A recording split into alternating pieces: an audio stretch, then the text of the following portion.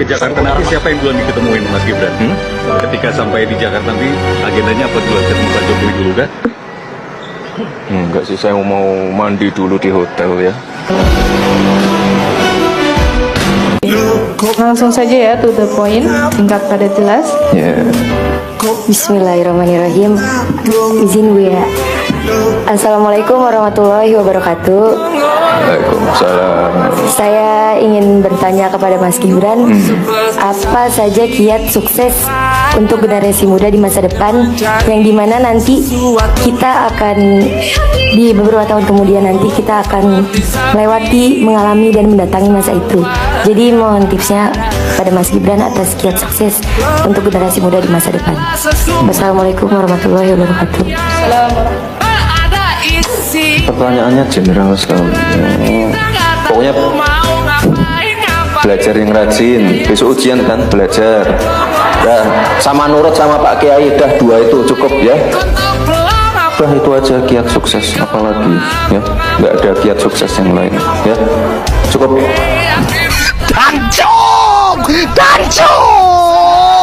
Nggak bisa jawab, langsung kabur. Nah, asal susunya dari mana Mas? Itu sebenarnya susunya yang dibagikan dari mana ya Mas? Susu yang ketika di lokasi itu sebelumnya kan tempat disebutnya tidak tahu Sama sekali tidak ada. Dah ya. Terima kasih.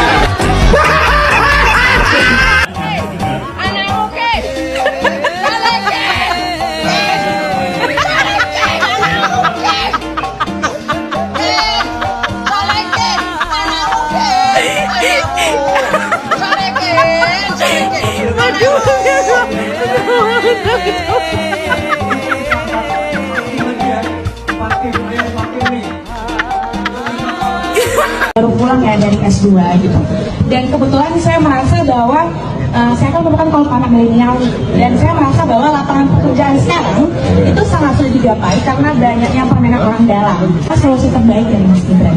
Jadi pengusaha.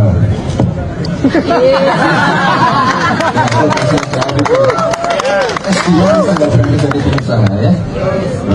Masih mau ngelamar kerja. Pengen Jadi pengusaha aja ya. ada juga usahanya. Oh ya udah, jadi pengusaha aja ya. Nggak usah ikut orang. Menciptakan lapangan pekerjaan. Mandiri dan belajar ya. Momen Gibran bingung jawab pertanyaan mahasiswa. Kenapa menurut Mas Gibran, bagaimana cara mahasiswa muda, orang muda sekarang bisa berinovasi di teknologi seperti yang Mas Gibran lakukan? Inovasi apa? Inovasi seperti pembangkit listrik tenaga sampah, solar katanya ada. Oh iya, itu anak punya ya. Nggak usah saya jelasin. Oh gitu.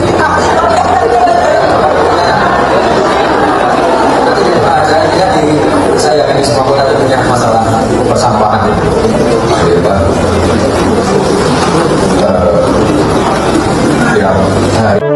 Enggak tahu ya. Semua orang menanyakan itu. Punya konsultan politik atau enggak? Bukan punya atau enggak siapa, enggak tahu ya, enggak ada yang tahu ya. Enggak, kenapa? Enggak, banyak yang menanyakan soalnya. Ya iya, kenapa? Sekarang ya aku tanya. Ya karena cara komunikasi saya enggak seperti orang biasa. Jadi siapa? Ya rahasia, kalau enggak tahu Ya ya terus udah. kenapa lu nyuruh gue nanya?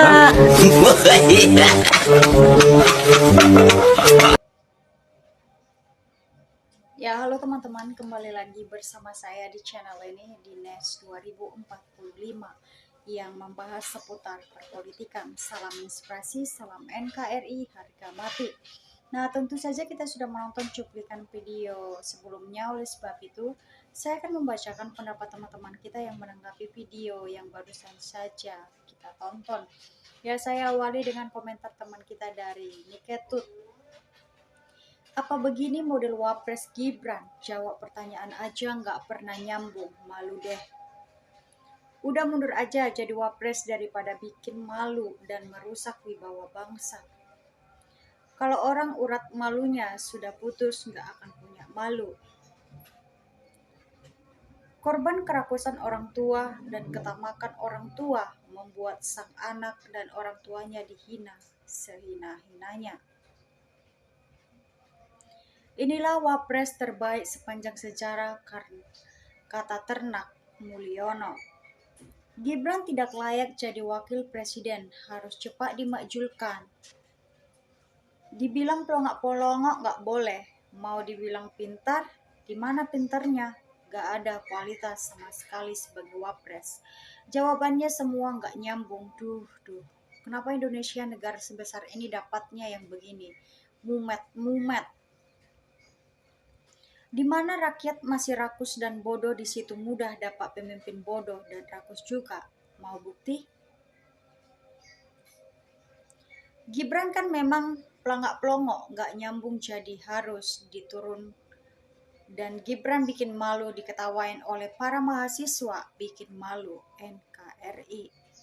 Malu-maluin aja negara kita kalau punya wapres seperti Gibran yang nggak bisa kerja, cuman pelongok-pelongok saja. Terlalu dipaksakan untuk jadi wapres, padahal jauh belum cukup segala-galanya. Bukan berarti tidak boleh untuk jadi wapres, tapi belum saatnya. Udah, diganti aja wapres songong, bikin malu aja. Ganti AHY aja wapres Indonesia. Ada yang bilang membanggakan ini anak internasional, lah kualitasnya seperti ini ya. Sekolah saja tidak. Ijazah meragukan, mana mungkin sebanding mahasiswa. Pertanyaannya lain, jawabannya lain, tidak nyambung. Masa wakil presiden macam begini? Ya, kita lanjut lagi dengan komentar teman kita dari Edi Sal. Selalu dipermalukan dan malu-maluin, lebih baik mundur secepat terhormat Mas Gibran daripada mempertahankan jabatan. Jadi olok-olokan, jangan ikuti ego daripada nanti malu sendiri.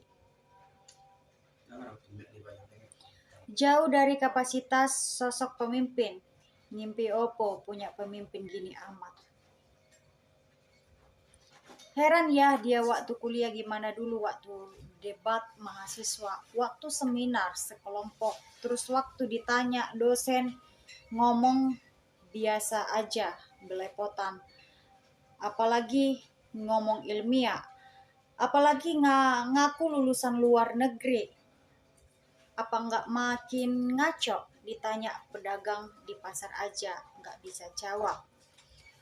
Daripada banyak menanggung malu di mana-mana, lebih baik undur diri aja lah. Memang nggak mampu jadi dipaksakan.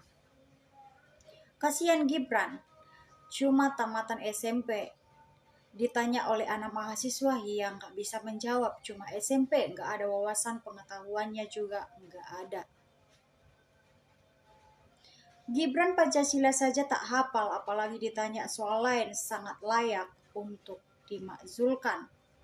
Kapasitas dan kualitas Samsul terlalu bego di depan mahasiswa, terlalu parah, nggak bermutu, malu-maluin. Aku pribadi nggak ngakui punya wapres kayak gini. Ya, saya akan membacakan komentar terakhir dari teman kita, Askar Bahari. Tidak sekolah, tidak pernah diajari sopan santun sama dengan bapaknya, dengan termulnya. Lihatlah pejabat negara Jokowi kalau diwawancarai. Jawabannya sama seperti tidak sekolah, tata cara sopan, santun.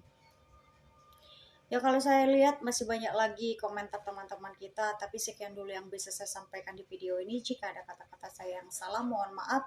Sekian dan terima kasih. Salam inspirasi, salam NKRI, harga mati.